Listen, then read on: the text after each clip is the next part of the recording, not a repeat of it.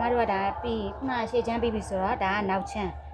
ကဒီမှာသူကတရောင်အနံပဲရှိတယ်သူ့ရဲ့အနံလေးอ่ะနော်တရောင်အနံမို့တရောင်တမိုက်အနံလေးနော်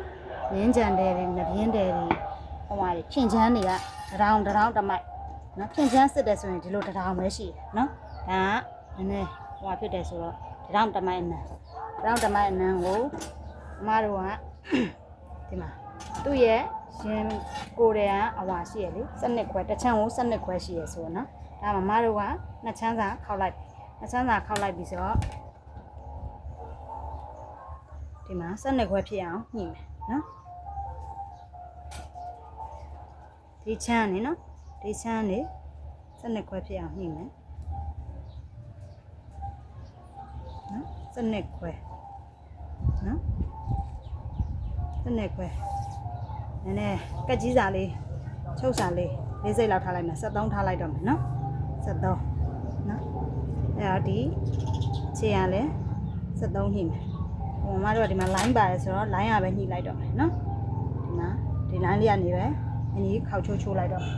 နော်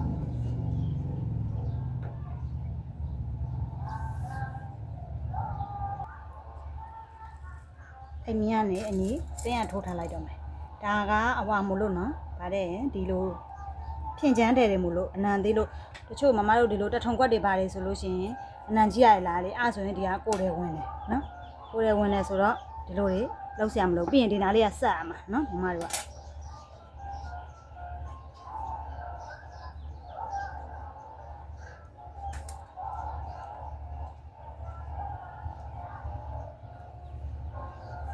ပြီးရင်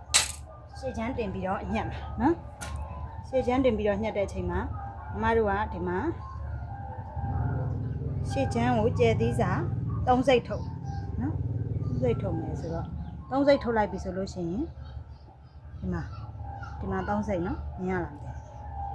ဒီမမြင်အောင်ဆိုရင်ဒီထိတ်ကနေခောက်ထားတဲ့ထိတ်ကနေဒီကို3စိတ်ဒီမှာအလဲမြင်းလေးတိုင်မမဒီမှာမြင်းမှတ်သားလေးအဲ့မြင်းမှတ်သားလေးနဲ့အောက်ကခောက်လိုင်းလေးနဲ့အညီတင်မယ်နော်ခောက်လိုင်းလေးနဲ့အညီတင်မယ်အဲ့ဆိုရင်ဒီဘက်မှာမမတို့ကနည်းနည်းပိုးနေသေးရဆိုတော့ဒါလေးနည်းနည်းပြန်နောက်ဆုတ်လိုက်မယ်ဘာလို့လဲဆိုတော့ချုပ်စာဒီဘက်ကဆက်ရမှာလေဆက်တဲ့စာလေးနည်းသွားအောင်နော်မမတို့ကဒီမြင်းဆိုတော့ဒီဘက်နည်းနည်းလေးပြန်တိုးလိုက်မယ်ကြတော့ဒီဘက်ဒီမြင်းလေးလောက်နော်ဒီမြင်းလေးလောက်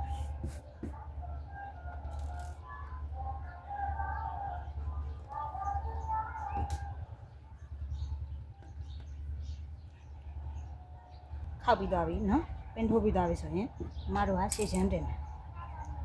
ခုနအတိုင်းပဲပြန်တင်မယ်ဒီမှာရှေ့ကို3စိတ်လေးထုတ်မယ်နော်မြင်းလေးကနေ3စိတ်ထုတ်လိုက်မယ်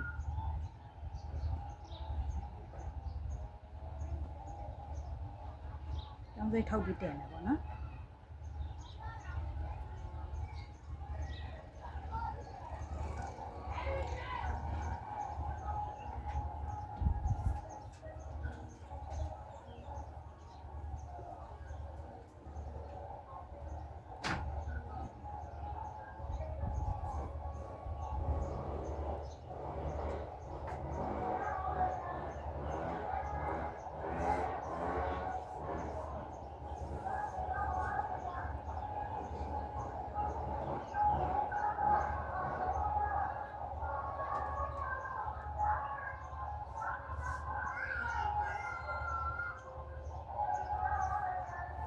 ဒီမှာ3စိတ်တင်လို့ညီသွားပြီဆိုရင်ယောက်ျားဆက်ဆိုတော့မမတို့ကဒီမှာအောက်ခြေတွေဘေးတွေကဒါ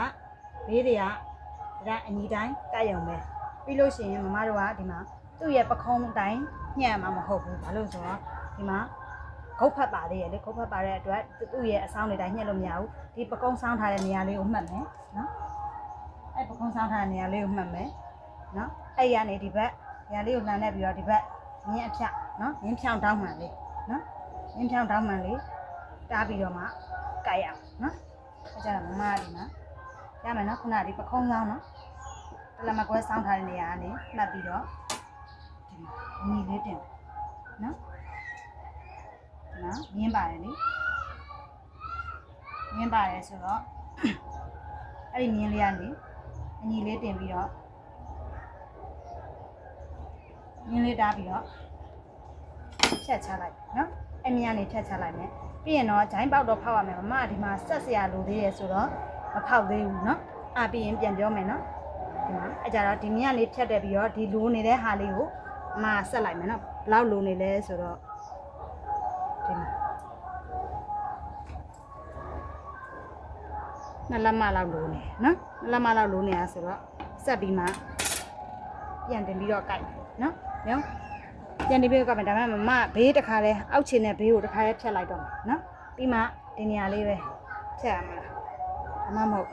ပြီးမှဖြတ်တော့အရင်ဖြတ်လိုက်ပြီနော်ဖြတ်ပြီးတော့ဒီလိုနေတဲ့နေရာလေးကိုဒီနားကနေဒီနားလောက်ထိဆက်မယ်ပြီးရင်ဟိုကပြန်တင်ပြီးတော့ကြိုက်မယ်နော်ပြန်တင်ပြီးတော့ကြိုက်မယ်ဆိုတော့ဒီအောက်ခြေတိုင်းဖြတ်လိုက်နော်မှန်းချင်နဲ့ပြီးရင်ရ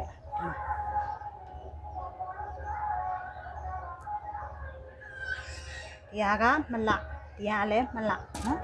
ဟုတ်မလအကြတော့ဒီမှာအကြတော့ဒီအတွင်းထဲကအလှလေးနော်ဒီအတွင်းထဲကအကြအလှလေးနဲ့ပူးပြီးတော့တိနှစ်စိတ်စာလောက်ကလေးဆက်ခဲ့မယ်အနာသားဆိုတော့နော်အနာသားမဟုတ်ဘူးဆိုရင်တော့3စိတ်4စိတ်လောက်ဆက်မယ်အနာသားလေး2စိတ်လောက်ဆက်ခဲ့နော်ဆက်မမတို့ကခုနဒီမှာဆက်ပြီးပြီနော်ဆက်ပြီးပြီဆိုတော့ခုနအတိုင်း3စိတ်တင်ပြီးပြီ3စိတ်ရှေ့ထုတ်ပြီးတော့တင်ပြီးပြီနော်တင်ပြီးပြီဆိုတော့တိုင်းမယ်ဒီမှာခုနအောက်ချမ်းဒီမှာနော်အောက်ချမ်းရပြီနော်ပြီးရင်ဒီမှာဘေးကြိုက်မယ်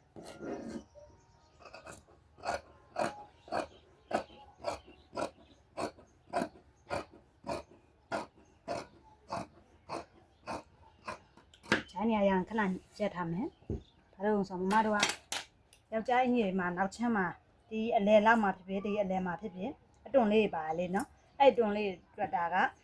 တစ်ဖက်ကို6စိတ်နော်။တလက်မချန်လည်းရတယ်နော်။ဒီမှာတလက်မချန်လိုက်နော်။တလက်မအဲ့ကြတော့ဒီမှာ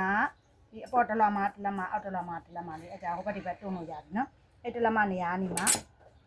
အောက်ကိုဆင်းပြီးတော့ဒီမှာ3စိတ်ခုနဘေးချုပ်ယူက3စိတ်4စိတ်လောက်ပဲရှိရလေအဲ3စိတ်4စိတ်လောက်ထိတဲ့နေရာလေးနဲ့ဂျိုင်းလေးပြန်ဝိုက်မယ်နော်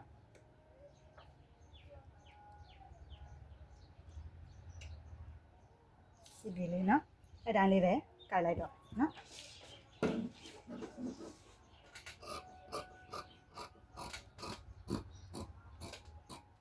နော်